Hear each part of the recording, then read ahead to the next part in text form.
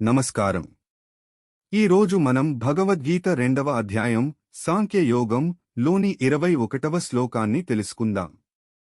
శ్లోకం: వేదావినాశనం నిత్యం య ఏనమజమవ్యయం కథం స పురుషః పార్థ కం ఘాతయతి హంతి కమ.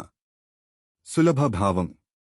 శ్రీకృష్ణుడు ఇలా అన్నాడు: ఆత్మ నశించనిది, నిత్యమైనది, అజన్మమైనది అని తెలిసినవాడు ఎవరిని చంపగలడు, లేదా ఎవరిని చంపమని అనగలడు?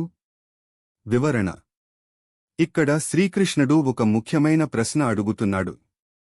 ఆత్మ శాశ్వతమని తెలిసినవాడు హింస అనే భావనకు అతీతంగా ఉంటాడు. శరీరం మాత్రమే నశిస్తుంది, ఆత్మ ఎప్పటికీ నశించదు. అందువల్ల నేను చంపాను అనే భావన అజ్ఞానం వల్ల వస్తుంది.